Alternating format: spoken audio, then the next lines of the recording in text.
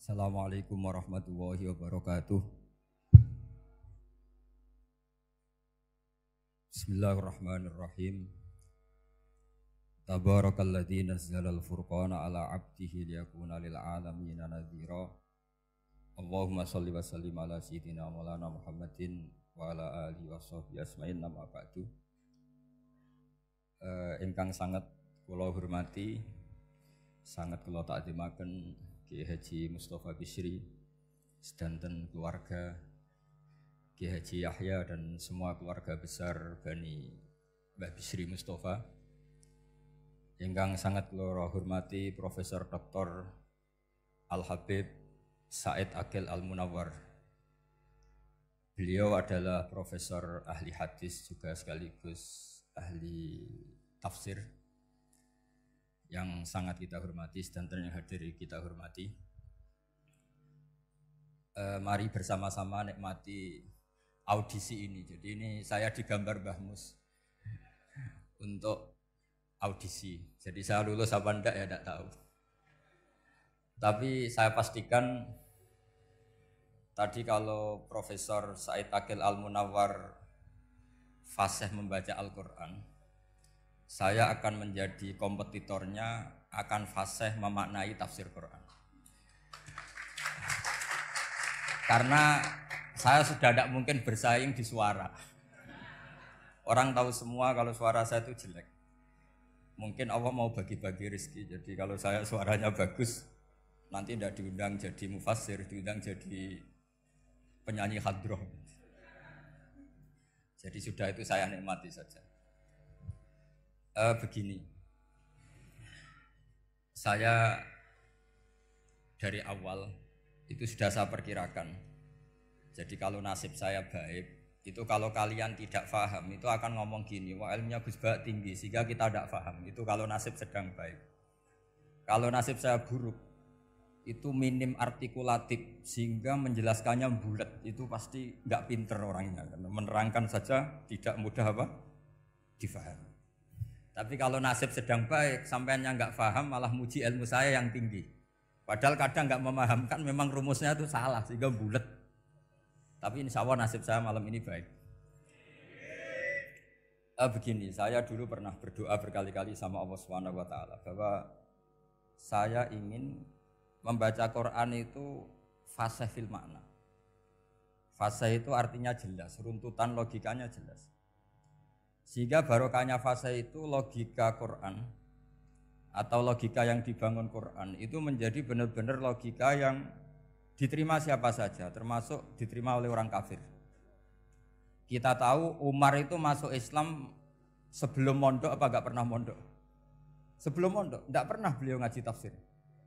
Enggak pernah mondok. Tapi beliau dengar Quran itu paham.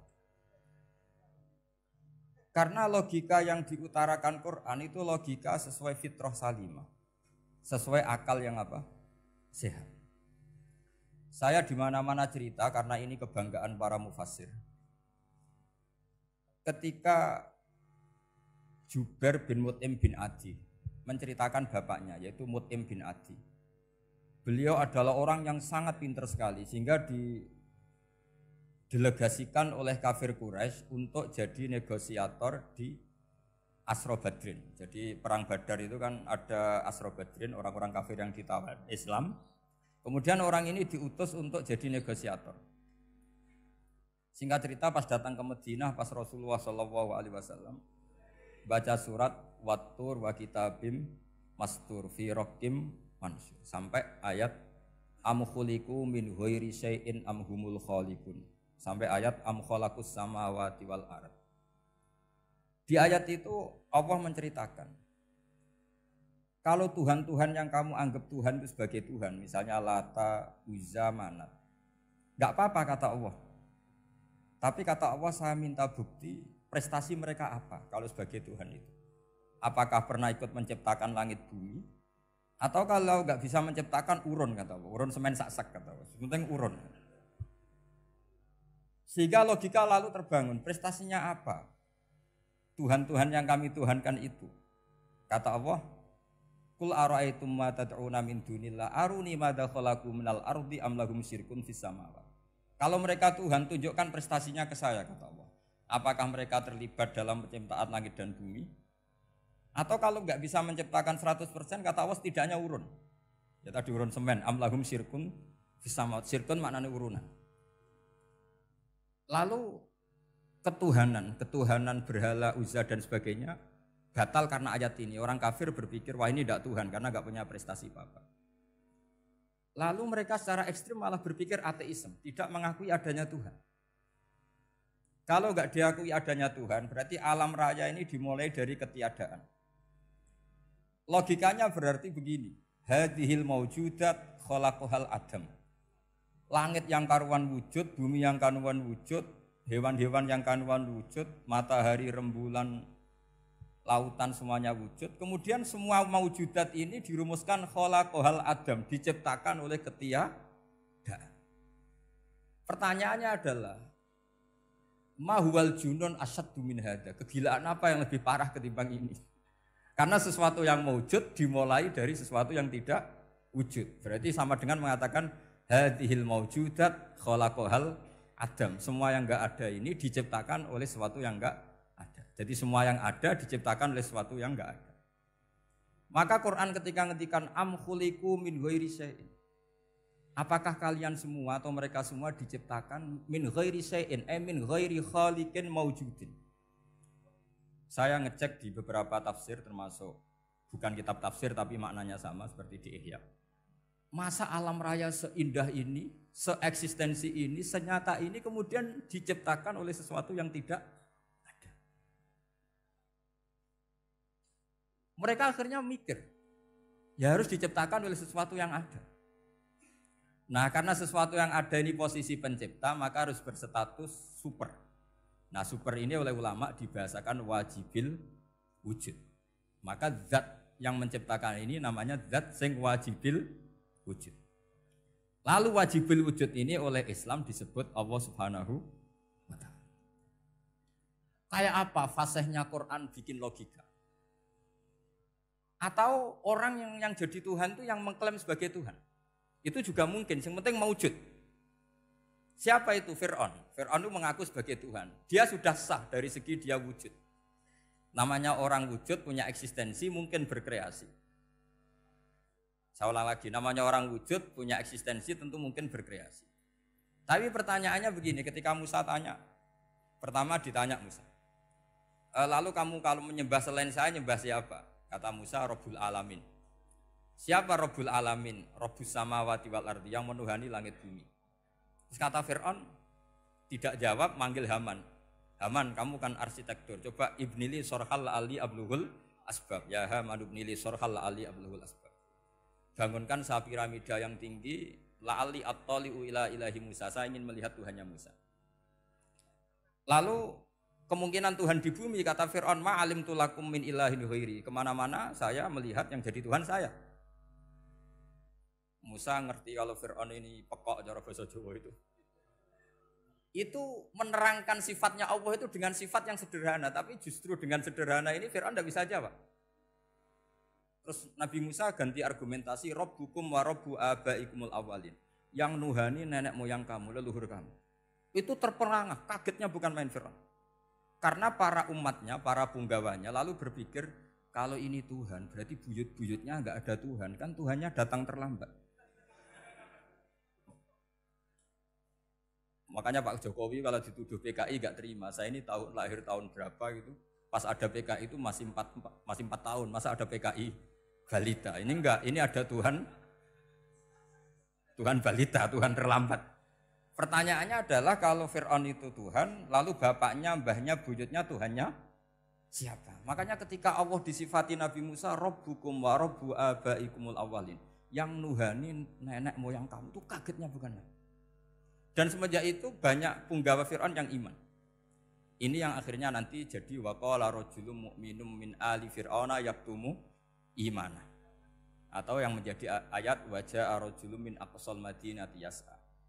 Kenapa mereka menjadi iman? Karena logika Fir'aun Tuhan itu gugur, runtuh. Bisori khil hujjah, dengan logika yang sangat transparan. Jadi ini perlu belajar tauhid. Jadi kalau sampean sudah kalah suara, jangan kalah logika. Kalau sudah kalah suara, kalah logika, jangan kalah tinggal mendengar saja kok tidak paham bambune gitu. Jadi ini sering saya utarakan. Makanya banyak ulama mengatakan fasihu ibaratil Quran itu bukan sekedar notnya atau sajaknya kalau boleh dibilang saja. Tapi karena runtutan cara berpikirnya. Maka kelihatan sekali di tema-tema Quran. Ketika nyifati Allah Rabbus samawati wal ardi tidak mengalahkan Fir'aun, justru dengan sifat yang ringan Rabbukum wa Rabbu abaikumul awalin bisa mengalahkan Fir'aun. Nah, kenapa sekarang orang tidak fasih baca Quran? Karena tadi perangkat itu tidak cukup. Saya berkali-kali matur, juga sering matur Mbah Mus. Saya itu sekarang masih belajar Al-Ibris, Mbah Misbah, Marbawi, semua khazanah tafsir, baik yang bahasa Jawa, bahasa Melayu, itu masih saya pelajari. Termasuk saya pelajari lughatnya. Mulai lughat yang setengah benar sampai macam-macam. Saya tadi matur sama Profesor Said Aqil Al-Munawwar. Memang bacanya harus urut, Said Aqil Al-Munawwar. Karena sekali salah, Said Aqil Sirat. Sebenarnya enggak apa-apa, ini sama-sama orang alim. Cuma enggak tahu nasib di publik ini, enggak tahu saya ya, macam-macam lah gitu. Namanya orang banyak. Enggak usah dijelaskan. Tapi semuanya baik.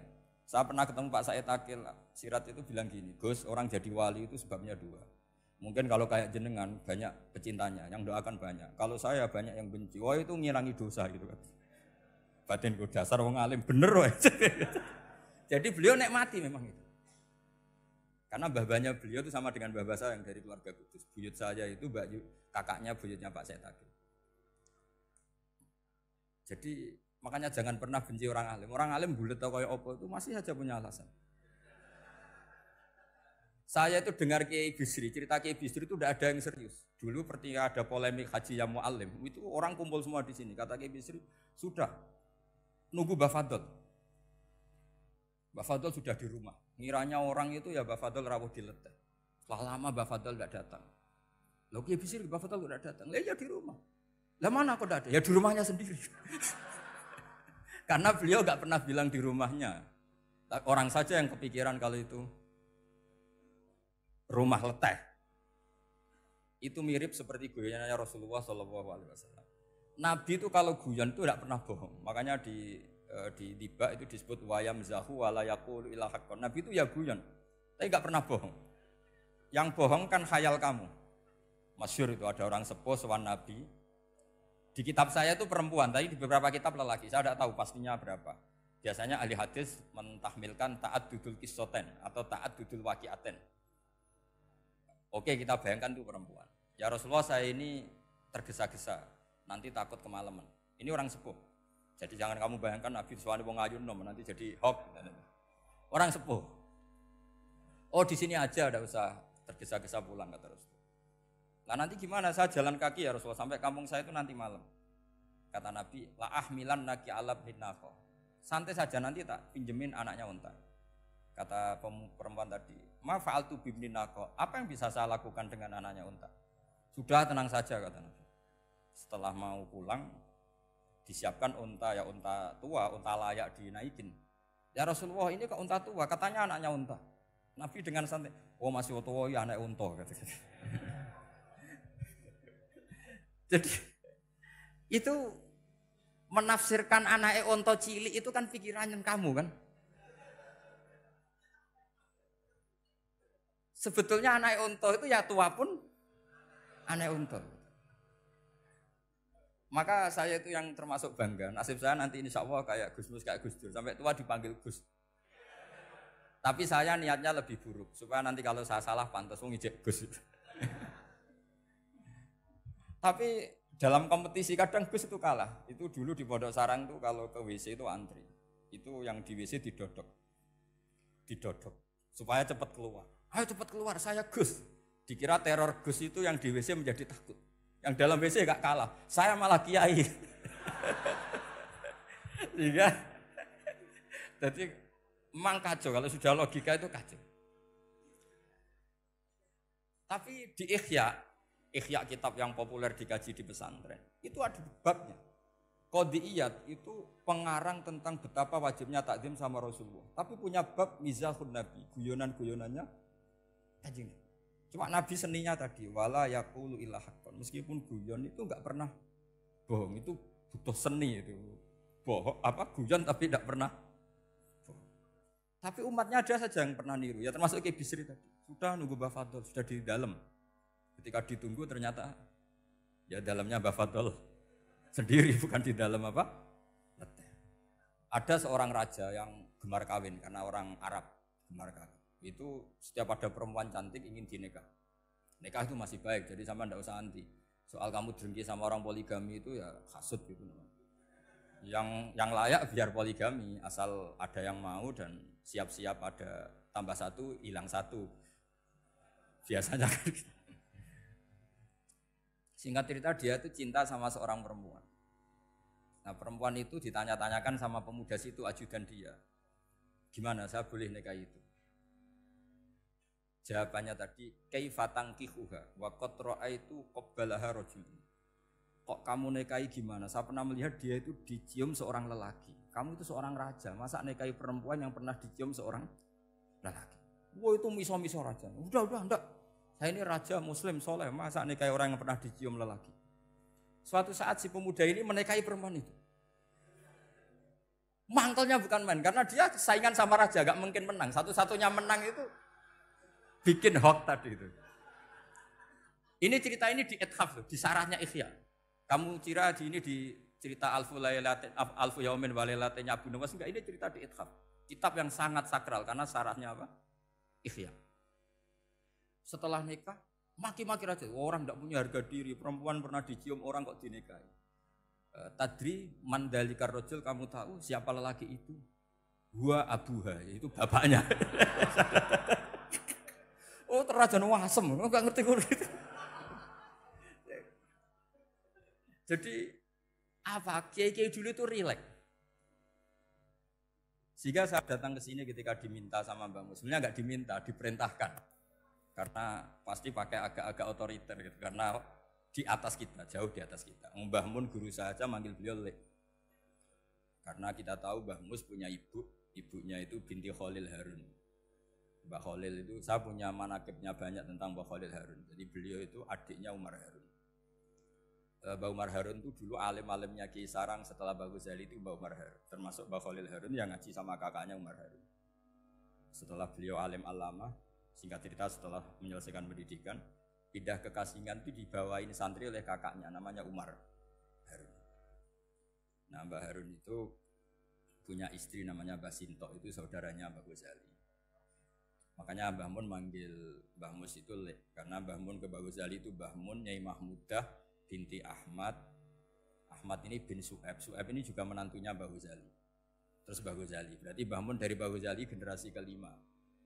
Kalau Mbah Mus kira-kira ya Mbah Mus, Nyai Bisri, Mbah Khalil. Nah Nyai Sinto ini sudah saudaranya apa? Mbah Ghazali. Berarti Mbah Mun dengan Gus Mus itu kalah satu tokoh di urutan nasab. Makanya manggil apa? Tapi Mbah Mus orang baik tidak pernah manfaatkan itu. Yang sering manfaatkan Mbah Nawawi itu. Karena pernah sepuh itu, wah sembrono kalau sama saya itu. Saya di mana-mana itu digosipkan murid beliau. Ya saya ikhlas saja. Itu satu-satunya harga diri Mbah Nawawi, ya saya ikhlas. Saya ikhlas-ikhlasnya. Jadi karena memang saya manggil beliau juga memang pernah nyembah. Buyut saya kandung itu namanya Maimunah, itu mbaknya Mbah Dowi. Jadi saya ini juga Bani Lasem. Buyut saya kandung namanya Maimunah, istrinya Mbah Umar, Umar bin Arabi. Melahirkan mbah saya sampai ibu saya sampai saya. Saya teruskan. Jadi cobalah Quran itu dibaca secara fasih. Kalau ingin baca fasih caranya gimana? Kamu harus belajar balaghah, belajar lisanul Arab, belajar mantek, belajar logika. Kalau logika itu tidak sampai, cari muhalnya. Ini fatwanya Said Robdon Al-Buti, juga fatwanya semua ulama usul fikih. Saya ulang lagi ya, kalau logika kamu nggak paham, cari sisi muhalnya. Saya ulang lagi, cari sisi muhalnya. Misalnya kamu angan-angan tentang Allah nggak dok. Sedurunge Allah itu sapa? Misalnya kamu angan-angan gitu. Sama agama tentu itu dilarang, tapi orang filsafat tetap saja nyari itu.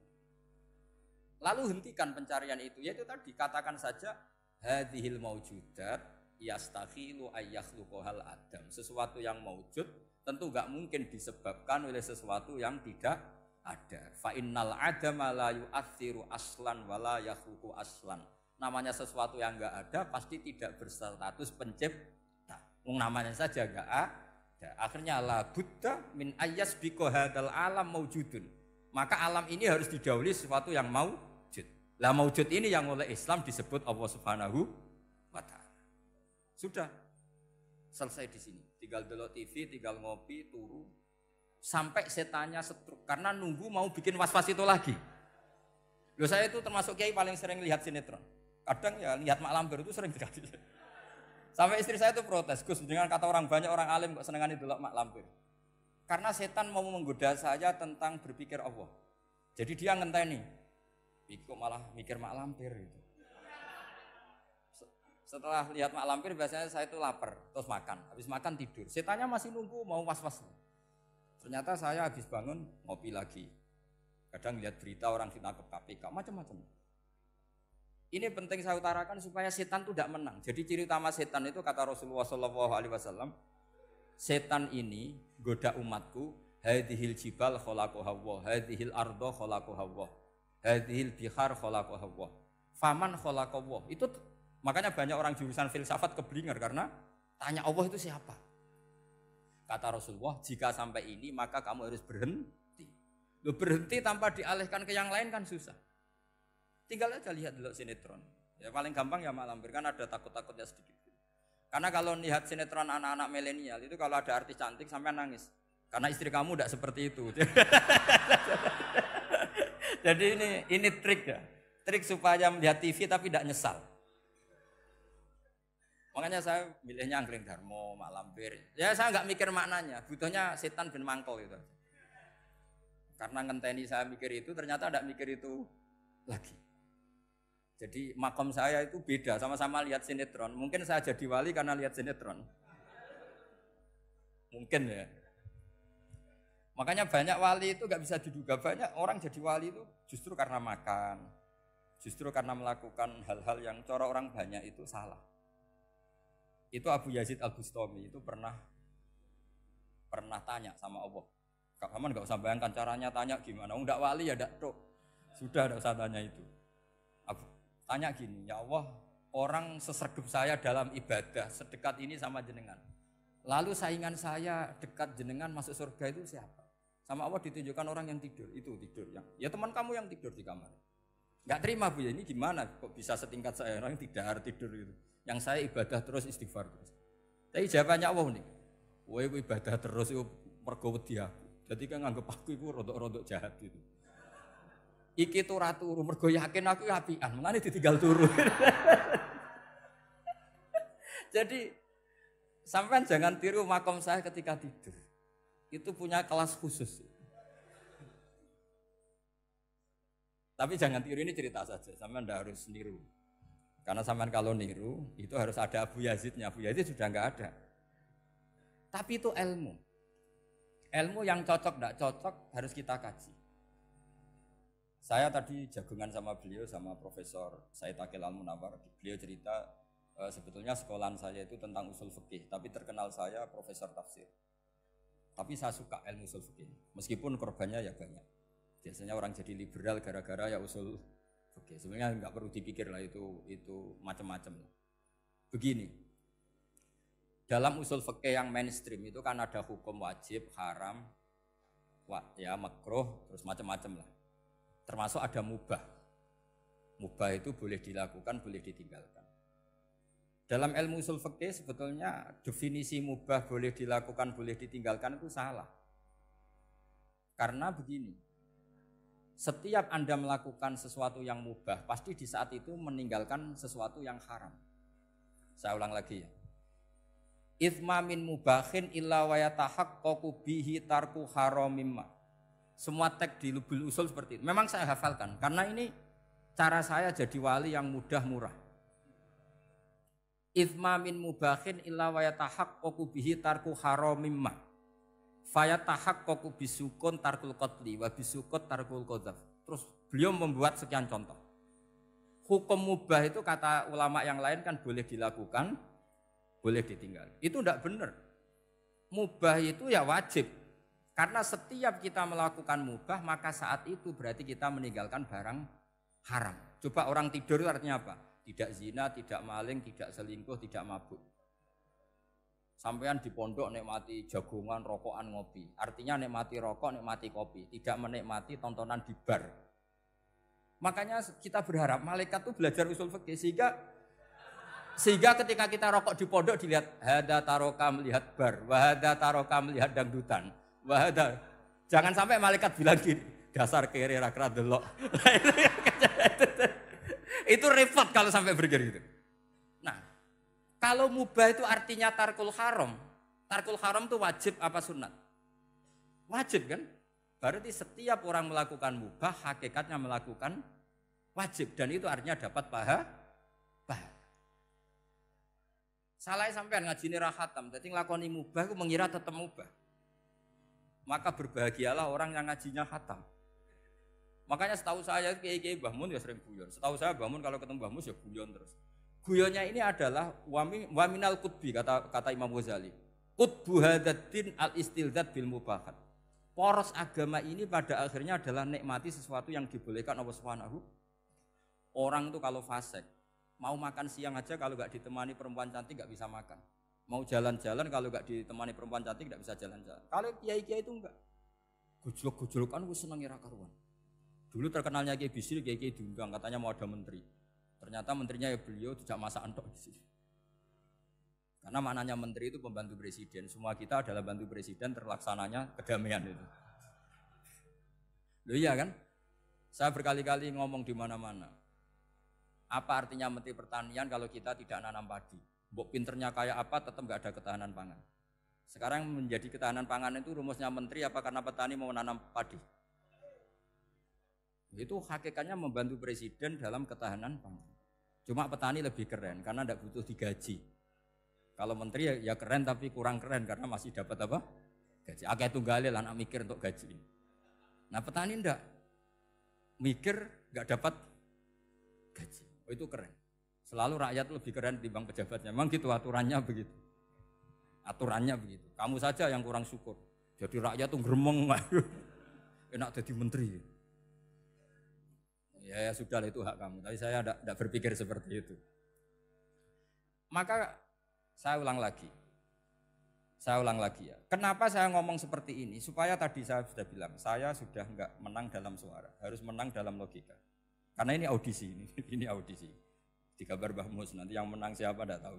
Tadi Pak Mu'ad, sekarang saya, kemarin Gus Zobur enggak tahu saya, nanti masuk nominasi apa enggak tahu. Begini. Kalau artinya fi'lul mubah itu tarkul haram, saya ulang lagi. Kalau fi'lul mubah itu artinya tarkul, maka mubah ini spesial sespesialnya. Sehingga Allah kadang ngendikan sederhana sekali. Wa min ayatihi manamukum billaili wan nahar. Termasuk ayatnya Allah adalah kamu ditakdir tidur malam hari maupun siang hari. Kalau kamu enggak malam hari, subuh hari, pagi hari, siang hari. Kenapa dihitung wa min ayatihi? Sekarang kalau ada pakar medis, pakar kesehatan bilang, ini kalau kurang istirahat mati, kalau kurang istirahat jantungan. Berarti tidur adalah menghilangkan penyakit jantung. Obat paling mandi dengan orang rutin tidurnya, itu masih mandi orang rutin tidur. Kamu beli obat harganya 1 miliar, tapi gak pernah tidur 3 hari, tetap taqabbalallahu minna minkum taqabbal ya karim.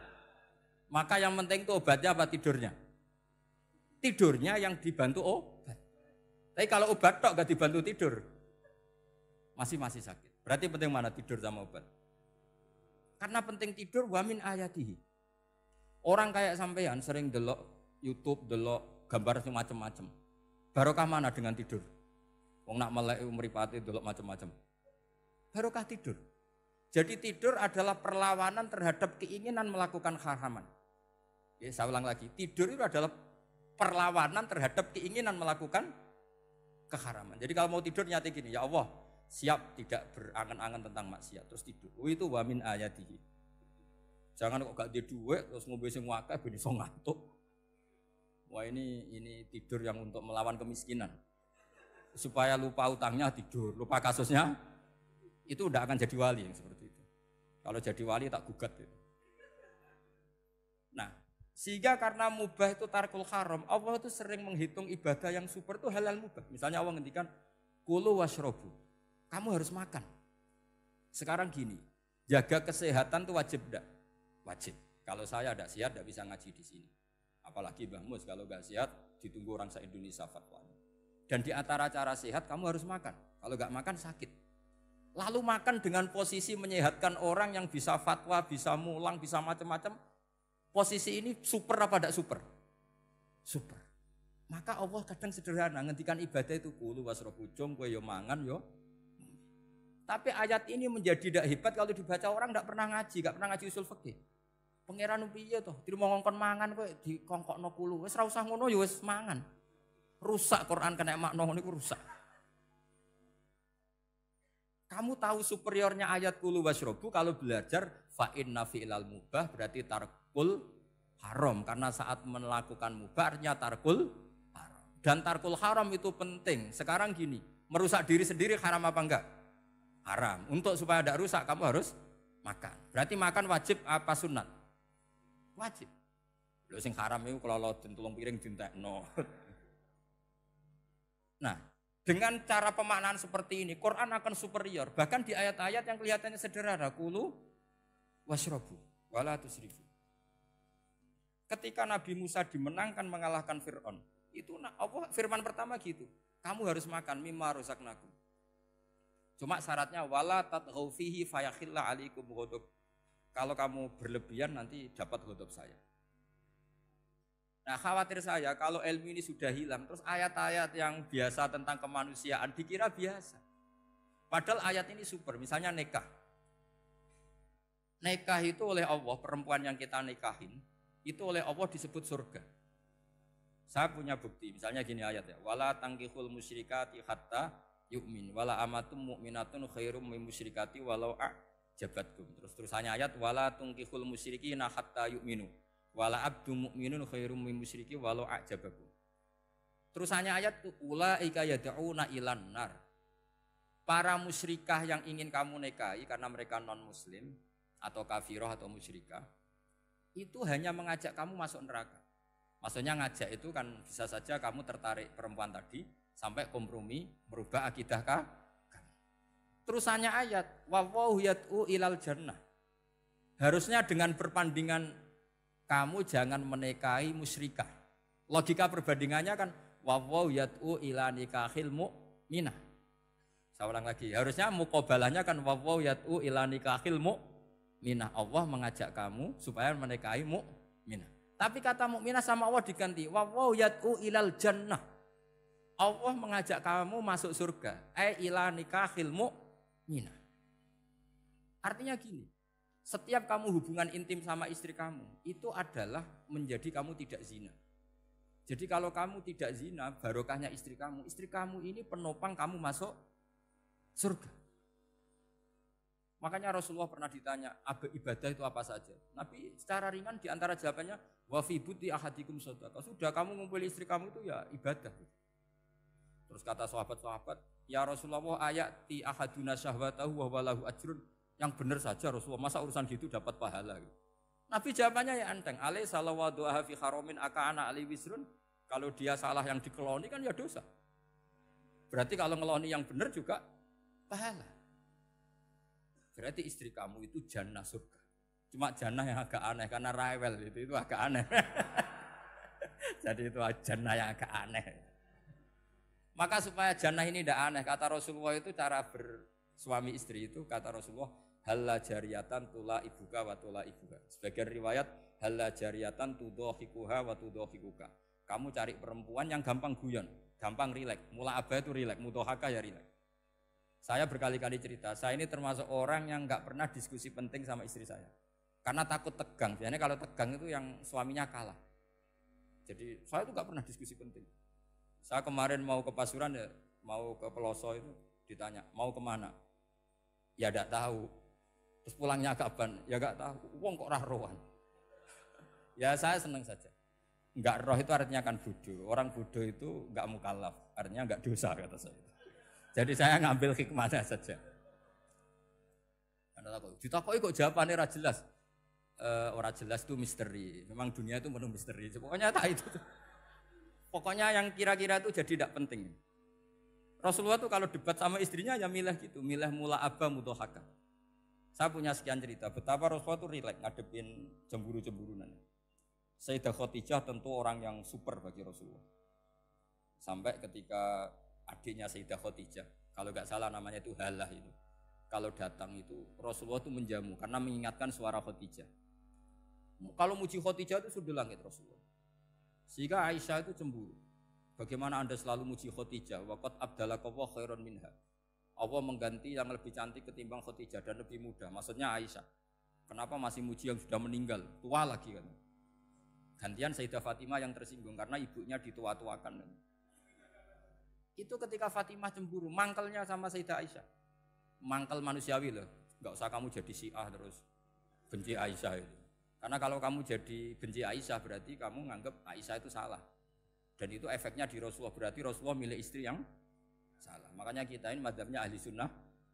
Abu Bakar tidak mal'un. Kenapa tidak mal'un?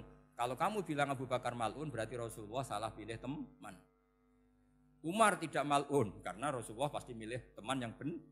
Begitu juga milih istri yang benar. Dalilnya tidak usah jauh-jauh. At-thayyibatu lit-thayyibi. At-yabut thayyib tentu Rasulullah.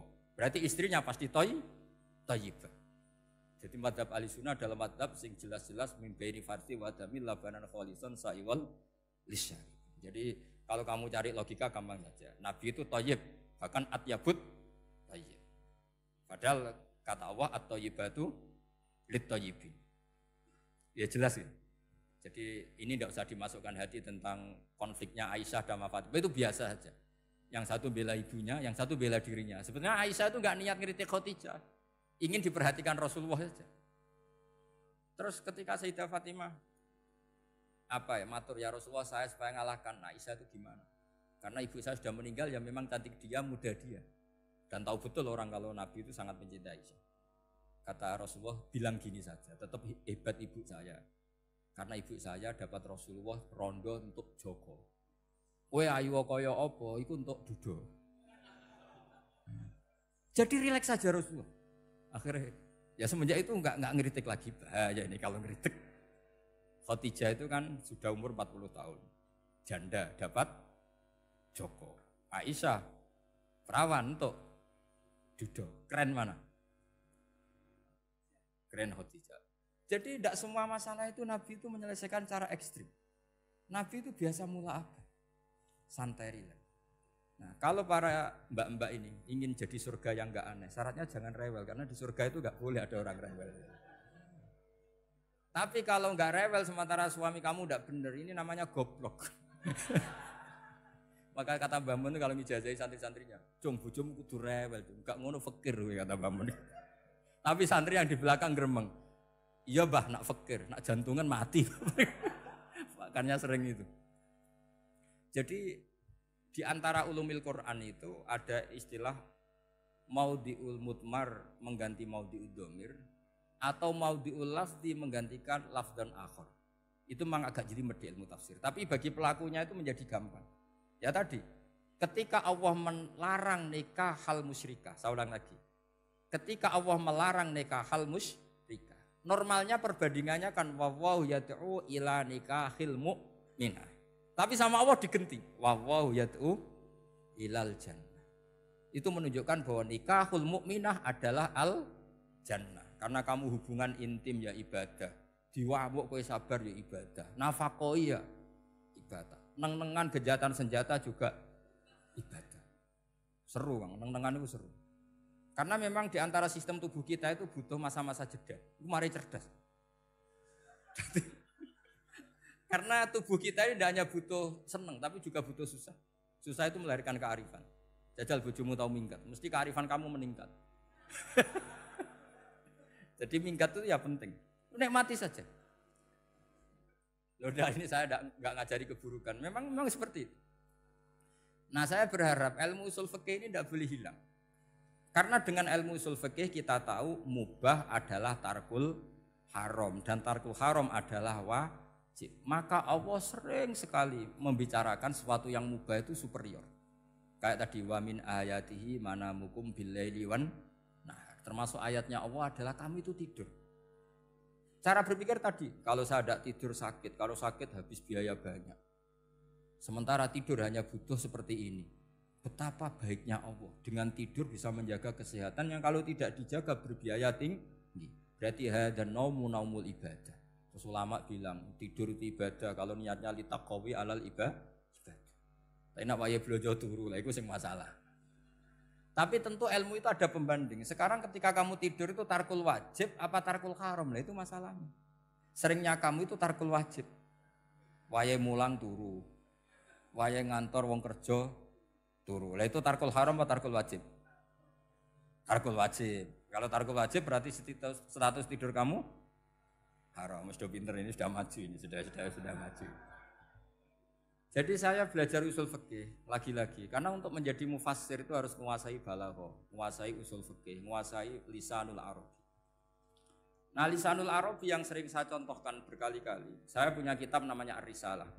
Orisinil karangannya Imam Syafi'i. Saya baca beberapa kali khatam. Juga saya beberapa kali bacakan santri.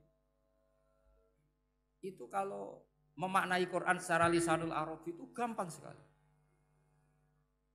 Gampang sekali. Ketika Imam Syafi'i mengatakan kamu boleh tayamum ketika bepergian dan saat bepergian itu tidak menemukan air. Syaratnya kamu tolabul ma', cari-cari dulu. Ketika ditanya sama ashabus Syafi'i, kenapa harus cari-cari dulu? Jawabannya enteng. Li'anna Allah ta'ala yaqul falam tajidu ma'an wala yuqalu liman lam yatlub lam yajid. Karena Allah ngendikan kemudian kamu tidak menemukan air. Di mana-mana tidak menemukan setelah mencari. Kalau belum mencari namanya tidak tahu. Jadi dari kata falam tajidu ma'an kemudian kamu tidak menemukan.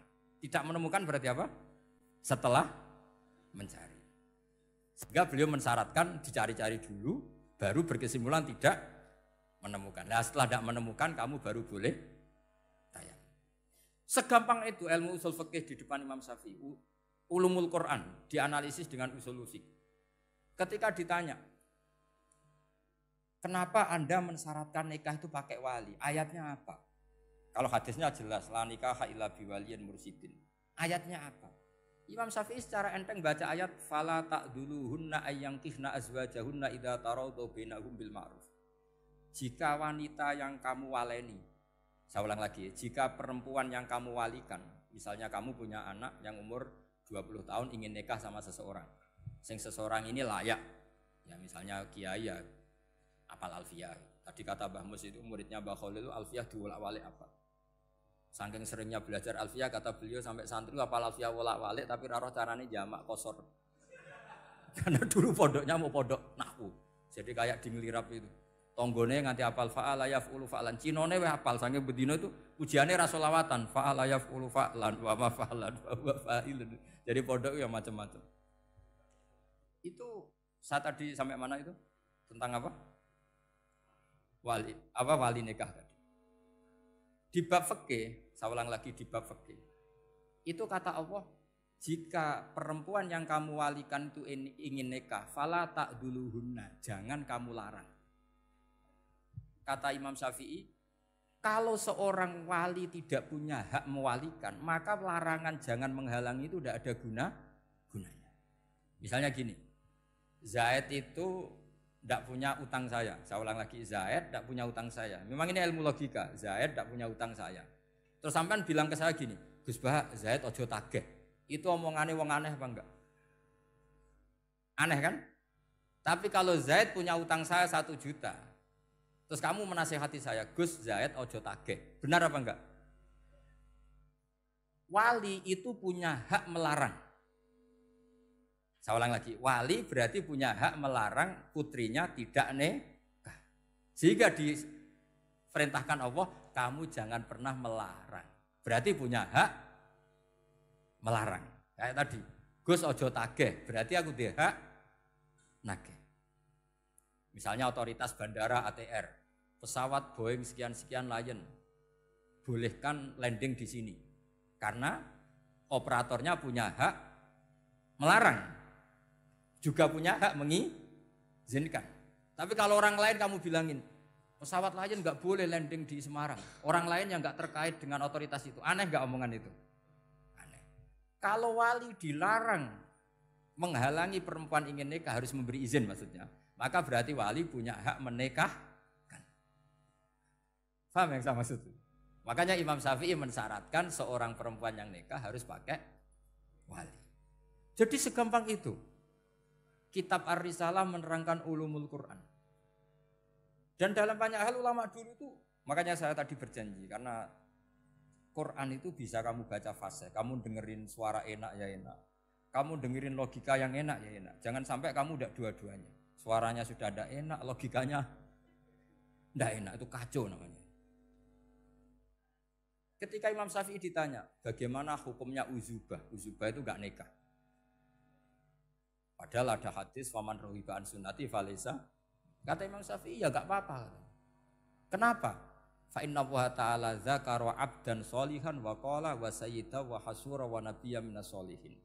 Allah menyebut nabi yang soleh, dan di antara nabi yang soleh itu ada yang berstatus hasur. Hasur itu tidak ada keinginan sama perempuan, akhirnya tidak nikah.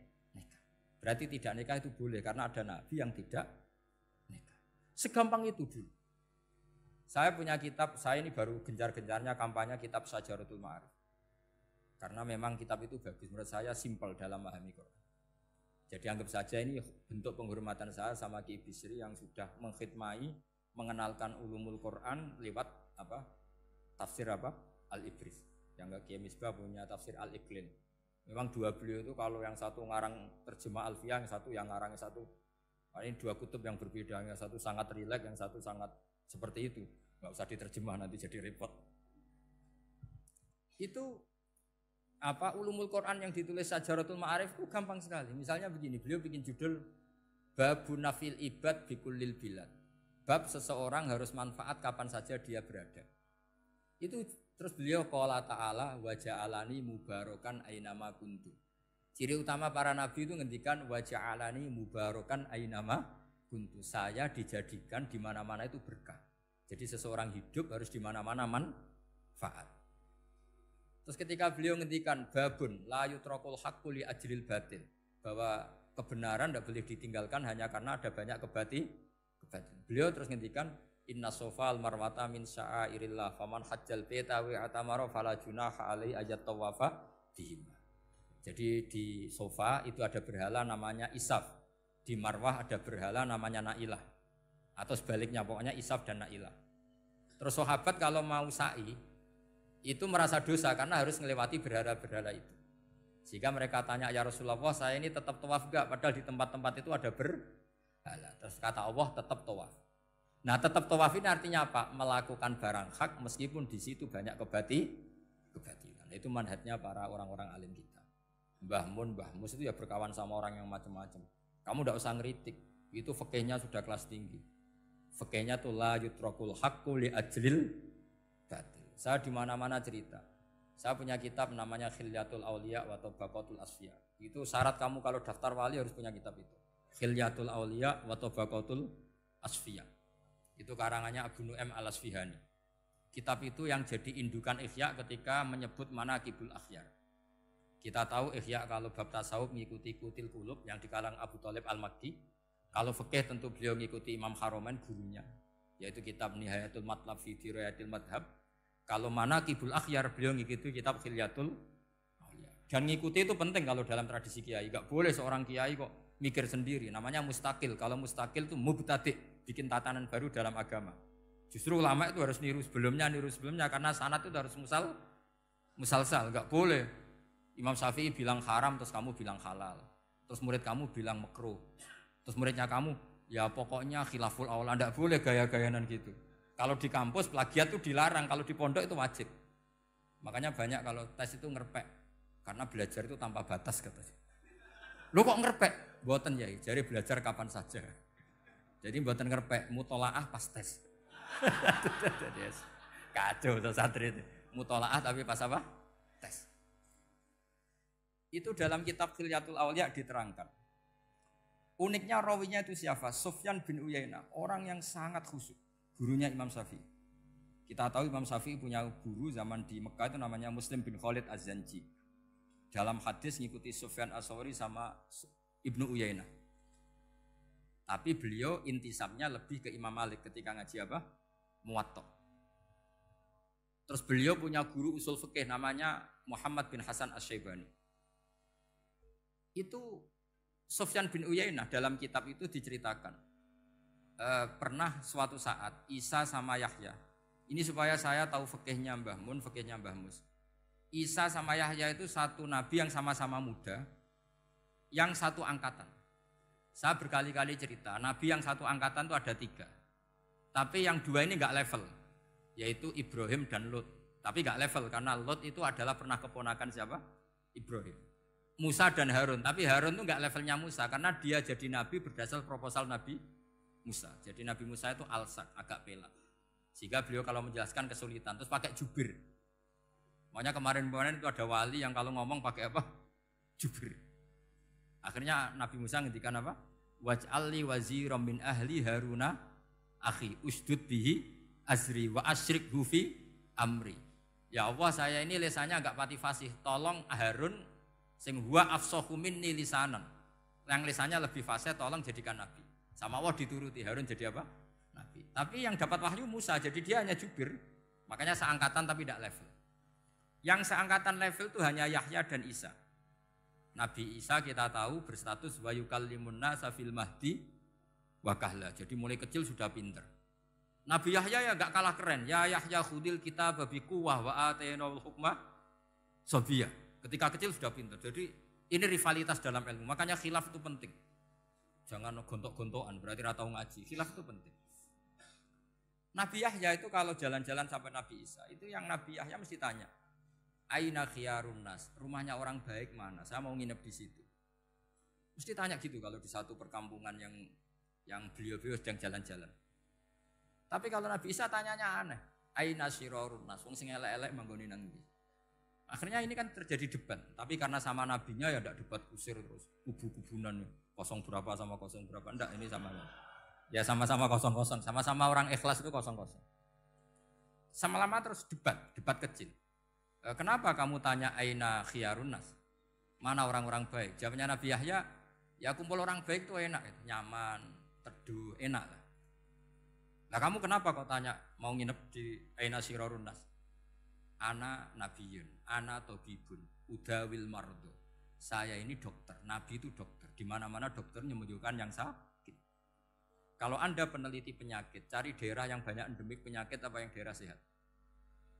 Daerah yang kena endemik penyakit. Tapi problemnya Anda sendiri berpenyakit dan kalau ke situ tambah nemen. Ya sama, kalau kamu kira-kira tidak kuat ya jangan kumpul orang yang seperti itu. Kamu tidak kuat kan, malah katut. Tapi fikih-fikih kiai-kiai kita, guru-guru kita, berteman orang macam-macam tenang saja. Karena mereka kekuatan kesalehannya sudah absolut, sudah kuat sekali. Ya tentu bi'aunillah wa bitaufiqih. Sehingga kamu tidak usah meki para guru-guru kita. Saya pernah didhawuhi Mbah Mun. Ya Jong ya aku wis ketemu Megawati. Piye-piye Indonesia kudu damai. Engko nak tukaran yo repot. Jane yo piye aku yo kiai. Artinya beliau harus ketemu karena untuk supaya Indonesia itu damai. Beliau anggap saja makili religius, Bu Mega makili apa? Nasional. Dan Indonesia damai itu kalau ada kerjasama antara kaum nasionalis dan kaum apa? Religi. Jadi yang namanya damai itu penting sekali. Sampai Rasulullah itu pernah berdamai sama orang yang jelas-jelas kafir. Apalagi Indonesia belum sampai seperti itu. Yaitu kita tahu dalam Sulhul Hudaybiyah, Nabi berakad damai sama Suhail bin Amr. Padahal kafir. Nah, kalau kamu Qur'annya sudah seperti itu, maka Qur'an itu punya kekuatan yang luar biasa. Ketika Sayyidina Ali konflik sama Sayyidina Muawiyah, itu dirumuskan kita berdamai. Setelah kita berdamai, terus ada pertanyaan begini. Lalu orang yang sedang konflik itu nak ketemu raine, roh raine wis ra seneng. Ning dinggon jenenge konflik ketemu raine wis ra seneng. Oke, kita pakai mediator, kata Sayyidina Ali. Akhirnya Sayyidina Ali pakai mediator, Muawiyah pakai mediator. Terus orang Khawarij bilang, dalilnya apa mediator itu? Enggak ada Qur'annya. Itu orang Khawarij. Sama nggak usah tanya, kalau orang sekarang yang apa Gus? Wah itu mari fitnah, itu provokator berarti tanya gitu. Singkat cerita terus Sayyidina Ali itu agak marah. Karena beliau terbentuk oleh Quran. Itu spontan Sayyidina Ali baca ayat wa in khiftum shiqaqa bainihima fab'atsu hakaman min ahli wa hakaman min ahliya.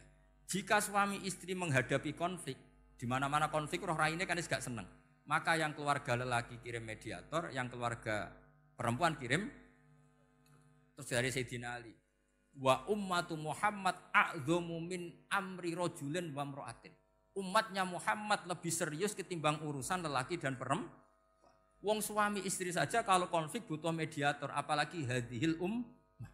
Segampang itu mereka istidlal. Jadi mediator dalilnya mana ya? Dalilnya wa in khiftum shiqaqa bainihima fab'atsu hakaman min ahli wa hakaman min ahli. Dulu Quran itu seperti itu. Ya sekarang problemnya Quran itu tidak dikaji seperti itu sehingga fasihul ibarat atau fasihul akli atau balaghatut ta'aqqul itu enggak ada. Makanya saya ini pengagum kitab Ibnu Hajar al-Asqalani yang nyari Bukhari. Kata Ibnu Hajar al-Asqalani termasuk mukjizatnya Quran adalah al-iltizat al-aqli. Akal itu menjadi nyaman. Itu uniknya yang dicontohkan seperti ngaji saya malam ini. Misalnya Allah ngendikan amkhuliku min ghairi syai'in, yang namanya maujudat tentu diciptakan sesuatu yang maujud. Karena akal akan tersiksa ketika dicekoki gini. Hadhil maujudat khalaqahal adam. Tersiksa enggak akal kamu sebagai orang waras dicekoki pikiran hadhil maujudat khalaqahal adam. Ini maujudat disebabkan oleh ketiadaan. Mesti kowe ra iso turu. Barang rono kok iso gawe iku piye? Nah ini yang dimaksud dalam ilmu tasawuf ala bi dzikrillah tatmainnul qulub.